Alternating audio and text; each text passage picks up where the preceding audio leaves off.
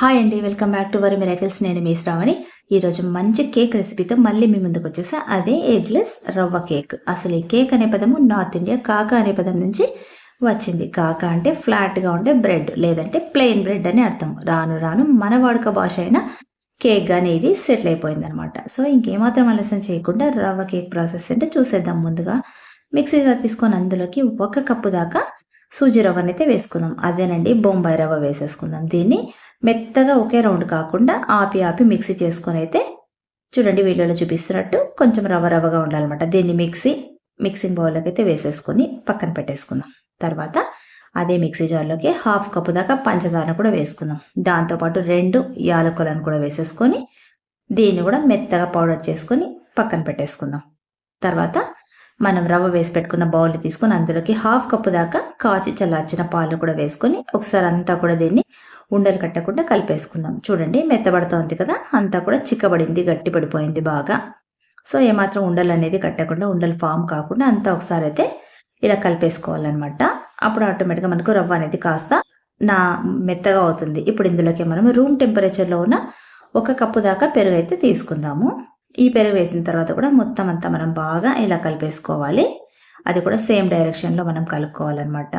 రవ్వ కాబట్టి తొందరగా ఉండలు అనేది ఫామ్ అవుతుంది. అలా ఉండలు కాకోకుండా మనం అంతా కలుపుతూనే ఉండాలన్నమాట, ఎక్కడ ఉండలు అనేది కనిపించకుండా. ఇలా మొత్తం అంతా కూడా కలుపుకోవాలి. మీ దగ్గర విస్కర్ అంటే విస్కర్తో అన్నా కలిపేసుకోవచ్చు, లేదంటే బీటర్ అంటే బీటర్తోనైనా కూడా మనము కలిపేసుకోవచ్చు అనమాట. ఇలా అంతా సాఫ్ట్గా అయ్యేదాకా కూడా మనము బాగా సేమ్ డైరెక్షన్లో అయితే కలుపుకోవాలి. చూసారు కదా, ఏమాత్రం ఉండలు లేకుండా మొత్తం అంతా ప్లెయిన్గా బాగా సాఫ్ట్గా అయిపోయింది కదా. ఇప్పుడు ఇందులోకే 1/2 కప్పు దాకా ఫ్లేవర్లెస్ ఆయిల్ అయితే వేసేసుకోవాలా. పల్లీల ఆయిల్ కాకుండా సన్ఫ్లవర్ ఆయిల్ వేసుకోండి. సో నేను సన్ఫ్లవర్ ఆయిలే వేసేసుకున్నాను. ఎలాంటి ఫ్లేవర్ అయితే ఆయిల్ ఉండకూడదు. సో ఈ ఆయిల్ వేసుకున్న తర్వాత కూడా మనము అంతా కూడా ఒకసారి ఆయిల్ తర్వాత రవ్వ అంతా కూడా సాఫ్ట్గా అయ్యేదాకా కూడా అంతా కలిపేసుకోవాలా, ఎలాంటి ఉండలు అనేది మనకు ఉండకుండా. తర్వాత ఇప్పుడు ఇందులోకి మనము చేసి పెట్టుకున్న పౌడర్ షుగర్ని కూడా యాడ్ చేసేసుకుందాం. ఇది వేసిన తర్వాత కూడా మొత్తం అంతా కలుపుకోవాలన్నమాట. ఇది షుగర్ పౌడర్ కాబట్టి కొద్దిగా మనకు ఈ బ్యాటర్ అనేది లూజ్ అవుతుంది కొంచెము. అప్పుడు ఉన్నంత థిక్గా కాకుండా కాస్త పల్చగా అయితే అవుతుందన్నమాట. ఇలా కలిపేసుకోవాలి వీడియోలో చూస్తున్నట్టుగా. మొత్తం అంతా కూడా ఇలా సాఫ్ట్గా అయ్యేదాకా కూడా మనం బాగా కలుపుకోవాలి. అండ్ కట్ అండ్ ఫోల్డ్ మెథడ్లో కలుపుకోవాలి సేమ్ డైరెక్షన్లో. మీ దగ్గర బీటర్ ఉంటే బీటర్తో అయినా కూడా మనము బీట్ చేసేసుకోవచ్చు అనమాట సాఫ్ట్గా. సో చూసారు కదా, ఇదంతా కలిపేసుకున్న తర్వాత నేను 1/4 టీ స్పూన్ దాకా బేకింగ్ పౌడర్ని అయితే యాడ్ చేస్తున్నాను. ఇది వేసిన తర్వాత ఇది కూడా ఒకసారి అంతా కలిపేసుకొని సాఫ్ట్గా పక్కన పెట్టేసుకున్న తర్వాత కేక్ టీని తీసుకొని దానికి ఆయిల్ కానీ లేదంటే నెయ్యి కానీ అప్లై చేసేసుకుందాము. బటర్ పేపర్ లేని వాళ్ళైతే కాస్త మైదా పిండి జల్లించుకొని దీన్ని డస్టింగ్ చేసి పక్కన పెట్టుకోండి. బటర్ పేపర్ ఇంట్లోనే మనం తయారు చేసుకోవచ్చు. సో ఇలా మనం ఆయిల్ అంతా అప్లై చేసిన తర్వాత మనం తయారు చేసి పెట్టుకున్న ఈ కేక్ బ్యాటర్ని అయితే మొత్తం ఇందులోకి మనము అంతా కూడా ట్రాన్స్ఫర్ చేసేసుకోవాలా. చూసారు కదా, మనకు రిబ్బన్ కన్సిస్టెన్సీ అనేది రావాలన్నమాట. సో ఇదంతా కూడా ఇందులోకి ట్రాన్స్ఫర్ చేసేసుకున్న తర్వాత ఒక 3-4 సార్లు ట్యాప్ చేసేసుకోండి. ఎక్కడైనా ఎయిర్ బబుల్స్ ఉన్నట్టయితే అవన్నీ మొత్తం పోతాయి. పైన గార్నిష్ కోసం కాస్త లుక్ వైజ్ బాగుండాలనేసి నేను టూటీ ఫ్రూట్ అయితే యాడ్ చేసుకున్నాను. మీరైతే కావాలనుకుంటే డ్రై ఫ్రూట్స్ ముక్కల్ని కూడా యాడ్ చేసేసుకోవచ్చు. ఇలా అంతా మనం వేసి పెట్టుకొని ఇవి చేసుకున్న తర్వాత మనం ప్రీ హీట్ చేసి పెట్టుకున్న కుక్కర్లో అయితే మనము దీన్ని పెట్టేసుకుందాం. సో ఇలా పెట్టేసిన తర్వాత మనము కుక్కర్ మూతకున్న గ్యాస్కెట్ తీసేయాలి అండ్ విజిల్ కూడా తీసేయాలన్నమాట.